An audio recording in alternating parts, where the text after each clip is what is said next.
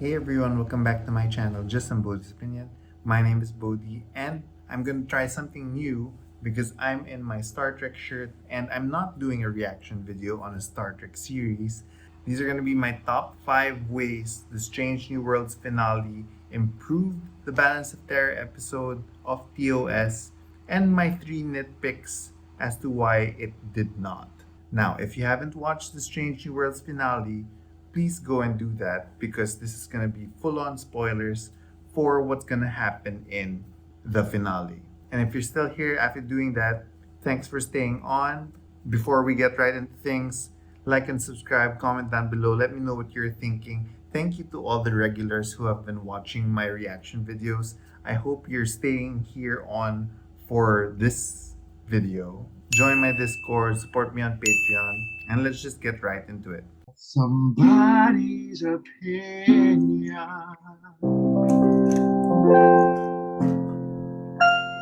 The first improvement is actually all of the updates on the nomenclature for Star Trek.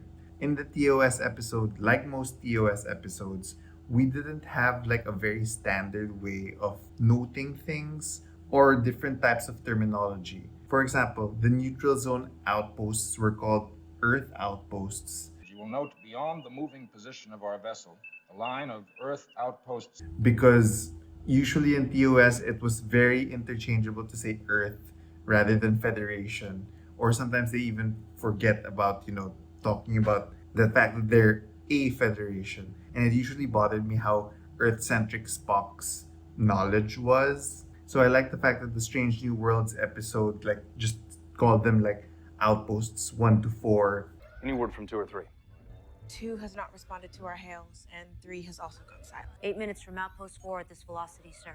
Forgot about the Earth outposts. And there were some things like in the battle sequences where they were reversing in high warp and the plasma like kept on following.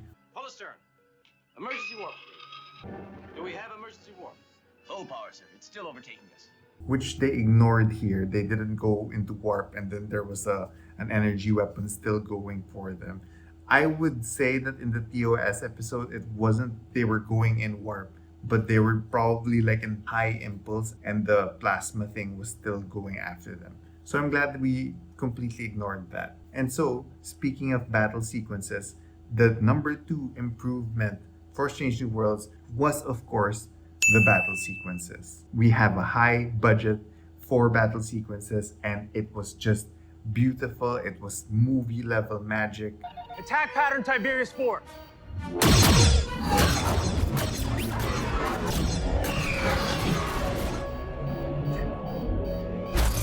And it just goes to show how great the TOS episode of Balance of Terror was, because even without the battle sequences, I still felt it, right? All the mind level chess games that Kirk was doing with the commander, that was all done via just dialogue and like blips on the screen. Sir, nothing. At the last moment, he must have guessed our move. Hard to starboard help. Hard start. Is exactly what I would have done.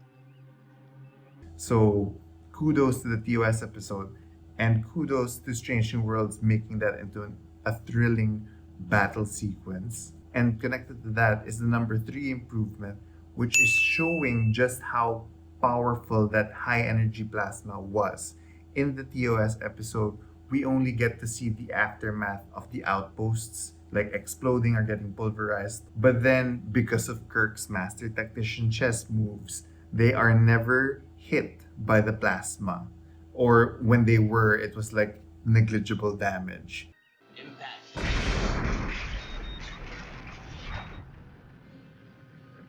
Limited range. In the Strange New Worlds episode, you see just how big the effect was when the high energy plasma hit the USS Farragut and like it completely shatters it.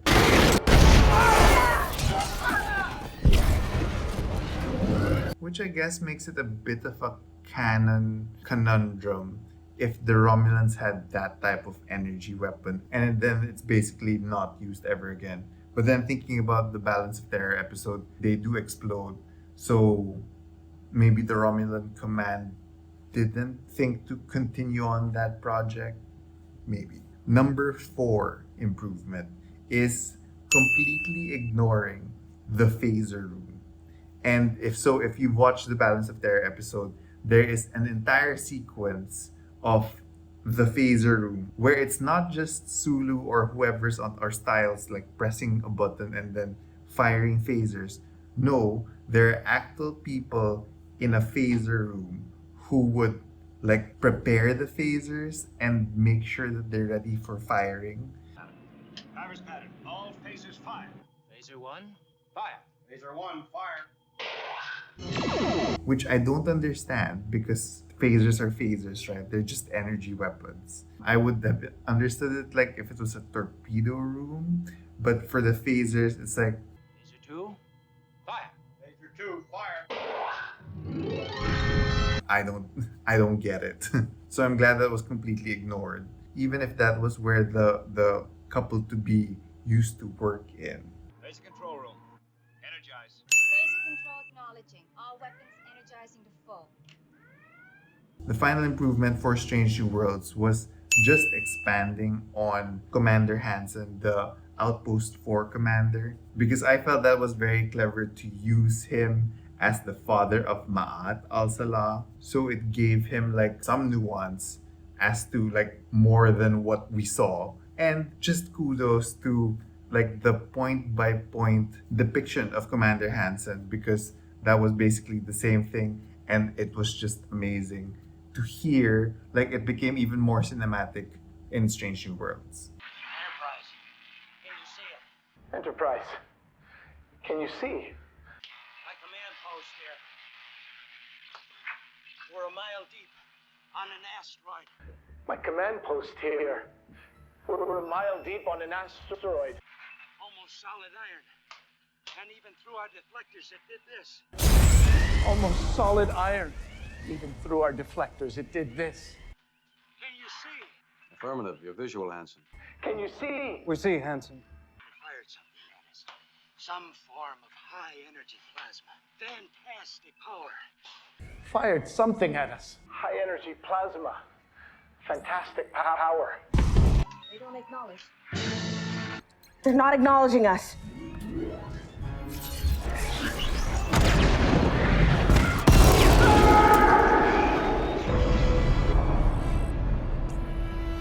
So those were my 5 ways the Strange New Worlds episode updated and improved the Balance of Terror episode. But I do have some small gripes, which might be called nitpicks. And I have 3. The first is actually a consequence of discovery, because in the Balance of Terror episode, you would note that Spock mentions that invisibility is a theoretical possibility. I don't see anything. Can't understand it.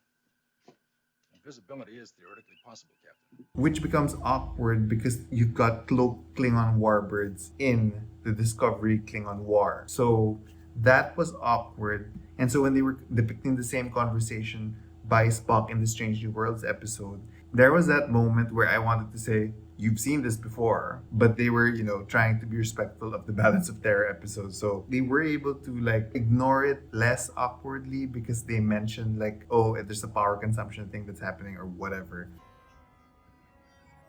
Interesting how they became visible for just a moment. Perhaps necessary to use weapons. The ship in question appears to have a kind of cloaking device, but they still have a detectable gravitational presence. But anyway, this is one of my things about Discovery because it just makes it awkward. My second gripe is the uniforms, which again, this show shares with Discovery because it gets more obvious with Balance of Terror if you're comparing them, that the helmsman and the marksman are in gold in the Balance of Terror. Styles and Sulu are in gold in the Balance of Terror. And here, you get Christina and Ortega's in red.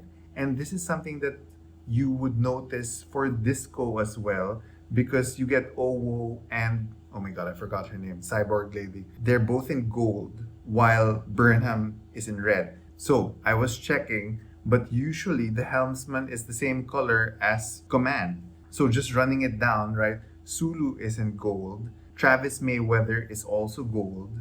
We get Tom Paris in red Command same as Janeway. Everyone who has ever been the helmsman in TNG was also in red. So this is specifically a Disco and Strange New Worlds thing. I don't understand why they're doing it that way. There must be an explanation, and someone in Star Trek must explain it to me. Finally, my last nitpick is regarding the proximity of the rest of the Romulan ships. And I'm calling this the dragon problem of Game of Thrones, where people just seemingly appear in things. But this happened twice, especially with the whole Captain Angel, the Pring thing, where, they're so far away from the Federation and then the Pring just pops up. So it's just weird that they just appear. I do appreciate the fact that in this timeline, one of the Romulans does call them. So there was a mutiny in the Romulans versus in Kirk's timeline where there wasn't time to mutiny because Kirk was being a fucking master tactician. But also, what the fuck is with the proximity alerts in Strange New Worlds? They keep getting surprised by things either appearing in front of them. Who hit us? They did. Like suddenly appearing in front of them. I think it's happened thrice in the entire series where it's suddenly just, oh, it's there now. So like during battle and then suddenly it's popping up and then suddenly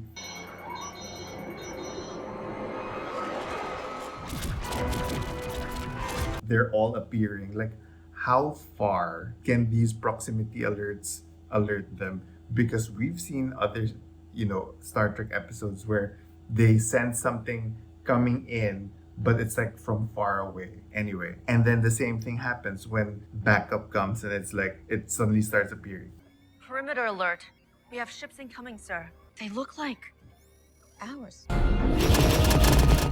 That's just my thing. Like they need to get like more standard in proximity alerts, or maybe their sensors are just crap. So yeah, that was the rundown of the things I thought improved the balance of terror and my nitpicks on Strange New Worlds in general. I do admit they're nitpicks, but they bother me. Anyway, I hope you enjoyed this snippet. I don't know whether I'm doing more of them.